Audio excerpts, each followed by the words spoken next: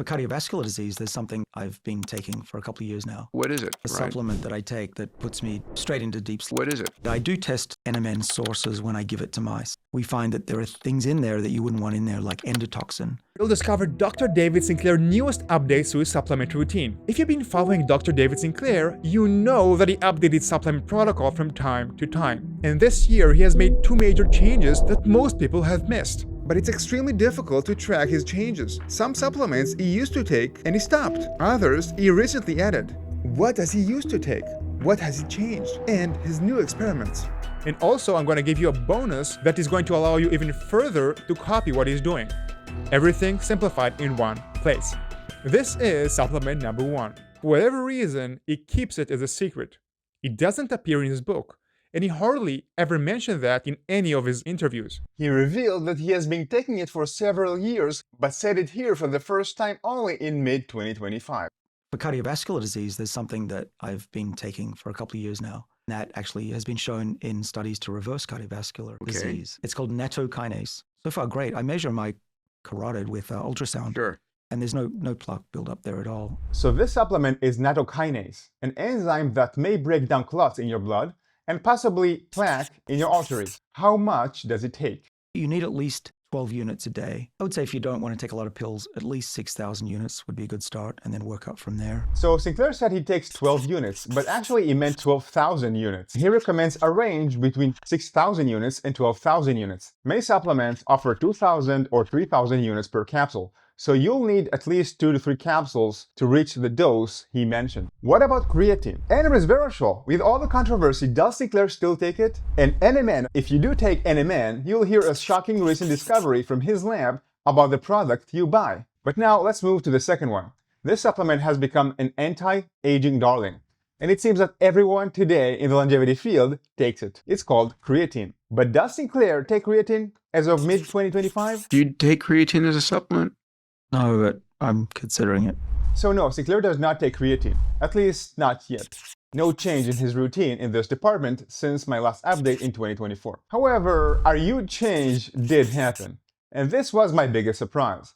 The next supplement is berberine. Before we check if he currently takes it, let's explain why he thinks it's worthwhile supplement. Supplements are sometimes just as powerful as drugs. If you cannot convince your doctor to get metformin, there is an alternative. It's a plant molecule called berberine from the berber plant. Now, back in 2023, Sinclair claimed that he prefers a drug called metformin over berberine. But this seems to have changed. Let's listen to what he says in mid-2025. So I stopped taking metformin. I'm on berberine instead. Me too, yeah. Now, I found that metformin was really rough on my stomach, and the older I get, I find it's rougher. But berberine seems to be great, and so I do that. Here we have a major update.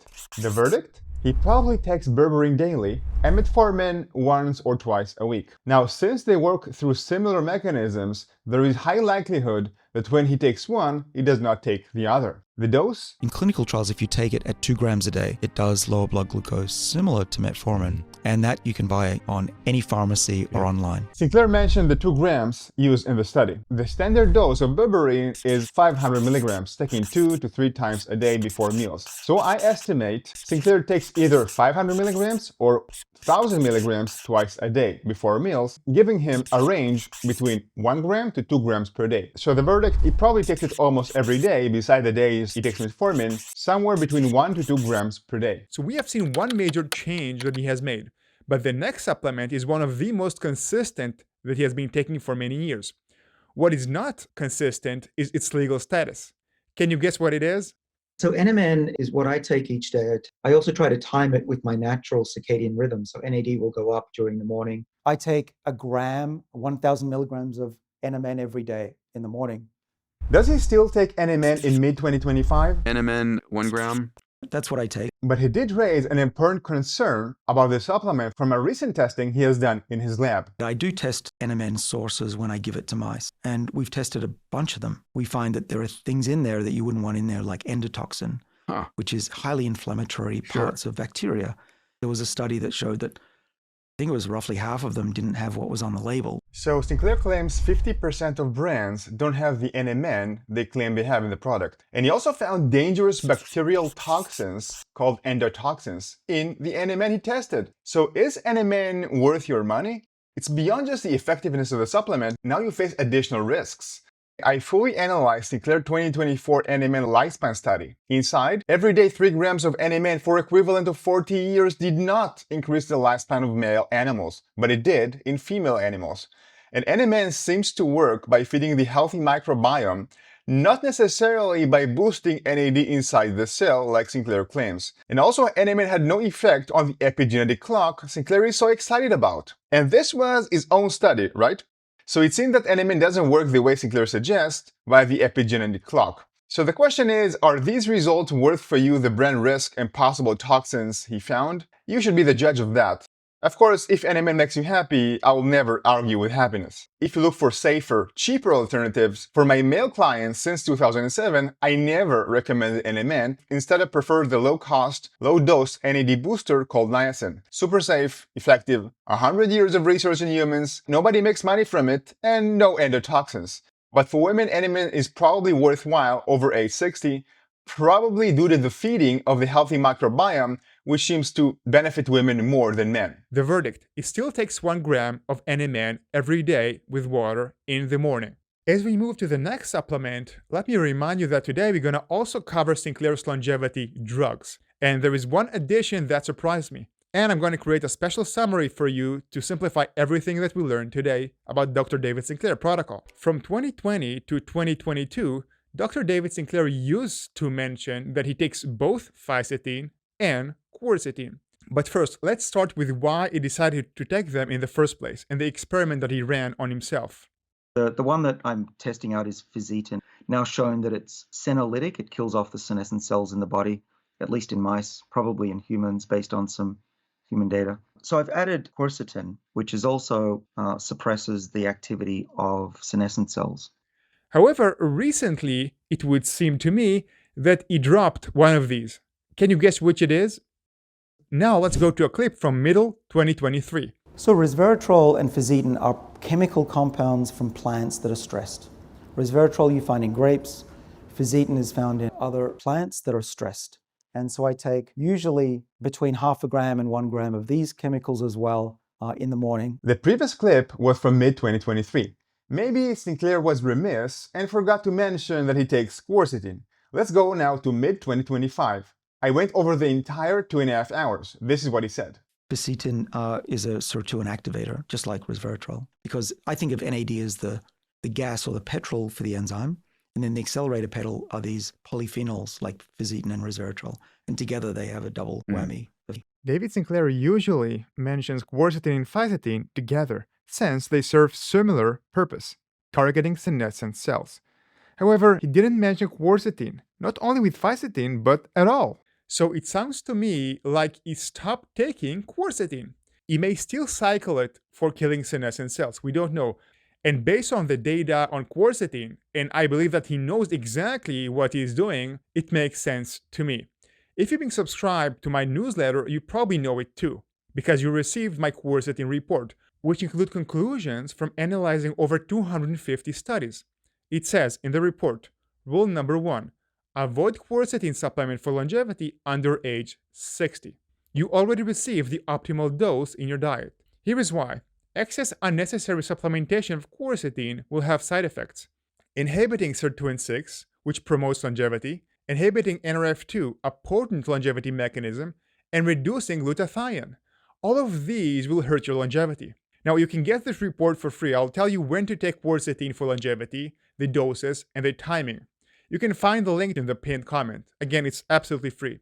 So, the verdict. I suspect that every day he only takes fisetin. How much does he take? Sinclair said he takes between 500 milligrams to 1,000 milligrams per day. But I think it's 500 milligrams based on a past comment from 2021. Fisetin and quercetin. 0.5 gram in the yogurt. Later, I'll show you another supplement he mentioned for the first time, one that helps him sleep less while improving his sleep quality. He says it has been life-changing. This is also an interesting experiment he had. This is spermidine. Dr. David Sinclair started taking spermidine 2 years ago. Let's hear him speaking about that. Just the last few months, I've added that to my protocol, and we'll have to see how my numbers look on Inside Tracker. Does he still take it today? This segment is from 2023. I'm asked this question every day. David, what do you take? Spermidine is a very interesting molecule, and you can buy it as a supplement, and it's been shown to extend the lifespan of many different animals, and probably it works by stabilizing the epigenome. Does he still take it in 2025? Spermidine. Yes, yes. So yes, he continues to take spermidine. How much does it take? How much of that are you taking? A gram as well. Okay. Even though in this video Dr. David Sinclair mentioned it takes 1 gram of spermidine, later in the comment section he said correction. I said I take 1 gram of spermidine, but the active ingredient in the capsules is 1 to 2 milligrams. I apologize for the confusion. So the verdict about spermidine is 1 to 2 milligrams taking every day in the morning. Now, if you too consider to take spermidine, maybe there is a safer and cheaper way to get spermidine. And many of my subscribers ask me how to get spermidine from food. This study measured how much spermidine in each type of food and ranked them from the highest concentration to the lowest. I'm quoting from this study. Spermidine concentration in foods was as follows. Mushroom, the highest, 88.6 milligrams per kilo of food. Green peas, 65 milligrams per kilo of food, and broccoli, 32 milligrams per kilo of food. So as you can see, there is a bunch of spermidine in mushrooms, but also in broccoli and green peas. These levels, coming from food, more than satisfy or at least similar to the levels of spermidine that Dr. Sinclair takes in a supplement form. And also there is another certainty about the safety of spermidine in those foods. Of course, the highest food in spermidine is wheat germ, which wasn't measured in the experiment. The next supplement, he did his PhD on it and probably have been taking it over 20 years. In fact, this could be the very first supplement that Dr. David Sinclair has begun taking years back. Do you know what it is? It's not resveratrol. Alpha-lipoic acid, I did my PhD on this molecule, coincidentally, is a molecule that is very good for the energy in cells. This is from mid-2025. Lipoic acid, I did a PhD on that when I was in Australia. I've always liked it. I started taking it about 15 years ago. What about the dose? He fails to mention his exact dose, but a standard dose of alpha-lipoic acid is about 300 milligrams, either once a day or twice a day. Also, you're going to get a better absorption if you take it on empty stomach. The next supplement Dr. David Sinclair started taking after lipoic acid. This is the famous, or infamous, resveratrol. So let's go back. In 2019 book, he mentioned, I take 1 gram of NMN every morning along with 1 gram of resveratrol, shaken into my homemade yogurt. Does he still take the same dose? In 2022, in his very long interview in his channel, he confirmed, I'm quoting, I've been taking 1 gram of resveratrol since 2004. And in a recent segment from 2023, I showed you with fisetin, he measured that resveratrol again with the exact dose, 1 gram per day.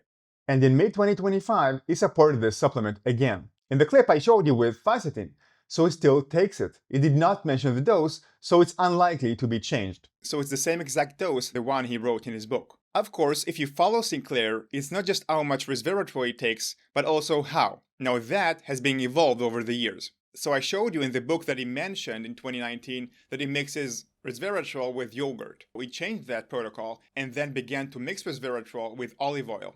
However, I was pretty surprised to see that he also changed that protocol as well. Let's hear from him what he's doing now.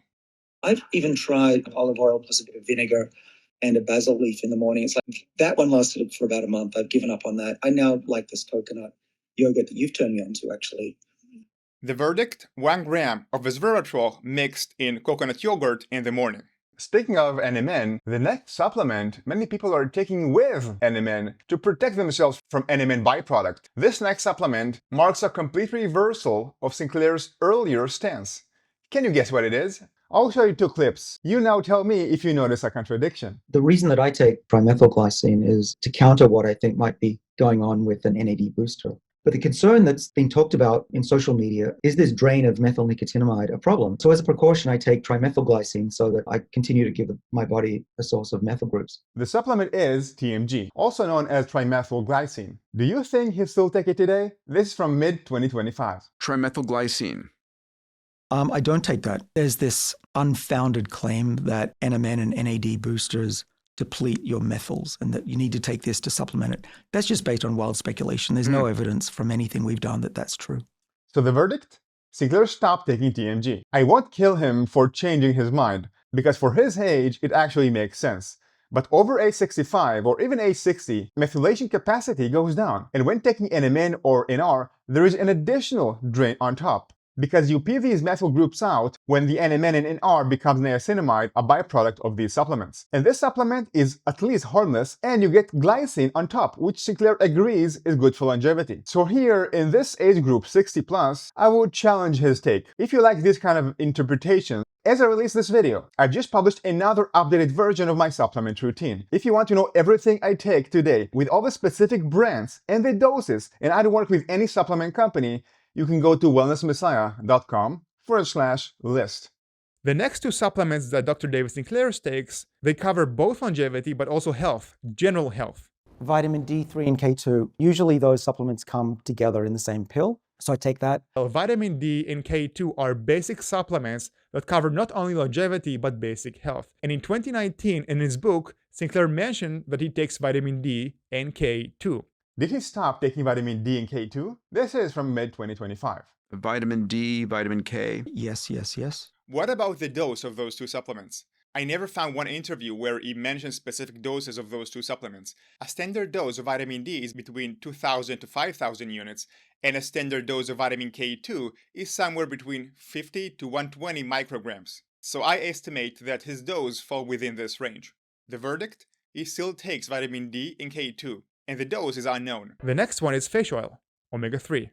This 2023 segment is one of the few segments where he mentioned fish oil. The fish oils, those are very important for inflammation, and it turns out one of these molecules activates SIRT1. What about the dose? Dr. David Sinclair never mentioned the dose, but I don't want to keep you in the dark on that, so I collected for you what other doctors are doing. Dr. Peter Attia, Dr. Rhonda Patrick, and Dr. Andrew Huberman. And all of them kind of take the same exact amount.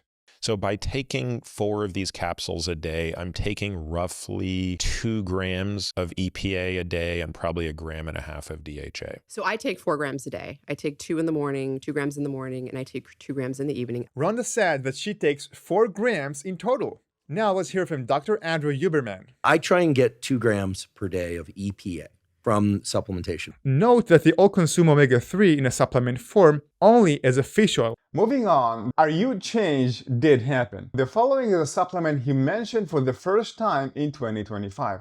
Sinclair claimed to have eliminated any use of sleep aids besides this one because of this specific supplement, calling it magical. Can you guess what it is? You said to me once you think you can get away with less sleep. I have figured out how to do that.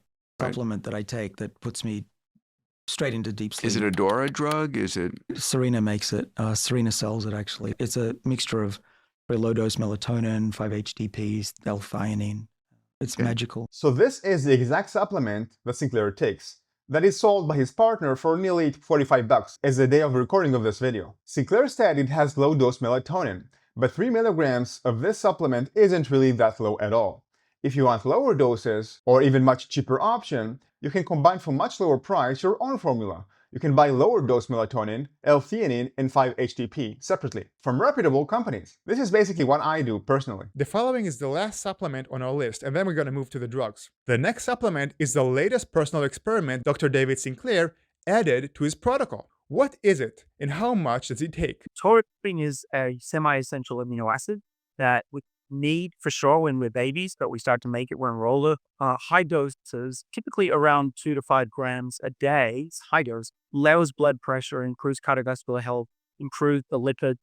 So when you give it to mice, it was a significant extension of lifespan, which is a big deal because if it had a negative side effect, they probably wouldn't have lived longer. And so I think taurine is super interesting. I'm currently taking 2 grams a day and to see how that works with me. So Sinclair started in 2023 to take L-taurine, and he said that it takes 2 grams a day. Does he still take it in 2025? And so I would say it's not going to hurt you. There's less likelihood that it's going to extend your lifespan. So Sinclair sounds much less enthusiastic now. But does he take it? Playing a detector here, when he says it's not gonna hurt you, sounds like he still take it, probably from time to time, but not regularly or religiously. Let me remind you that today we're gonna also cover Sinclair's longevity drugs. And I'm going to create a special summary for you to simplify everything that we learned today about Dr. David Sinclair protocol. Dr. David Sinclair longevity drugs. For medical health, Dr. David Sinclair takes 2 drugs. The first one is cholesterol-lowering drug. My understanding is that he takes that for his genetic cholesterol disposition, not for slowing down aging. Another medical health drug is baby aspirin, which he mentioned here on his book. Does he still take it in 2025? Low-dose aspirin? Still, yes. 81 milligrams a day. 81 milligrams, right? Yeah. Baby aspirin. Now, he also takes 2 drugs for longevity. The first aging targeting drug is metformin. There's a lot of data from looking at tens of thousands of people that went on metformin, and people who go on metformin who have type 2 diabetes, who normally would live a short lifespan because they have more cardiovascular disease, they're aging faster.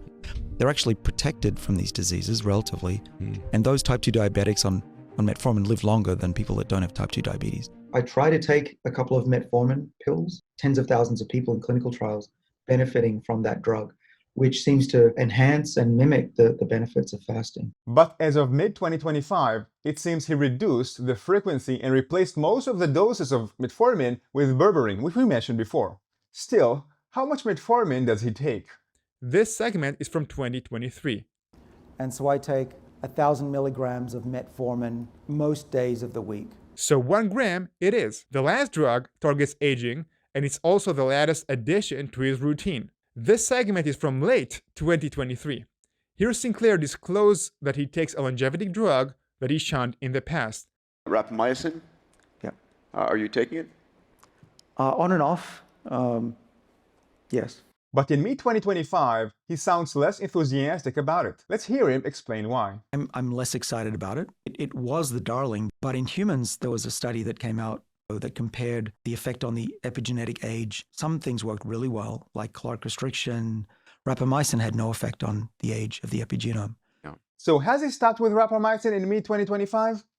Not quite. I decided only to take it rarely. I'd probably take it 4 times a year. What about the dose? Sinclair did not mention the dose, and specifically I do not want to touch the dose because it's such an experimental drug anyhow. Now let's organize everything. Let's simplify everything that Dr. Sinclair does into his longevity routine, so you can decide if you want to implement that in your lifestyle. So in the morning, with water, 1 gram of NMN, 2 grams of L-taurine, 1 to 2 milligrams of spermidine. Nattokinase, an enzyme that is probably taken on empty stomach. A range between 6,000 units and 12,000 units. With yogurt, either coconut or milk yogurt, 1 gram of resveratrol, and 500 milligrams of fisetin without quercetin. Before meals, 500 milligrams or 1,000 milligrams of berberine twice a day. Dr. David Sinclair probably takes these supplements with a meal. Vitamin D and vitamin K2, dose unknown, alpha-lipoic acid, possibly 300 to 600 milligrams, and fish oil, unknown dose, but I showed you what other experts are doing today. At night, his sleep formula with melatonin, 5-HTP, and L-theanine. This is Dr. David Sinclair drug list. Metformin, 1 gram at night. As we said, he probably only takes it once or twice a week. In days, he does not take berberine. Seems he reduced the frequency and replaced most of the doses of metformin with berberine. For medical health conditions, he takes baby aspirin and cholesterol-lowering drugs. If you like this kind of interpretation, I've just published another updated version of my supplement routine. If you want to know everything I take today with all the specific brands and the doses, and I don't work with any supplement company, you can go to wellnessmessiah.com/list.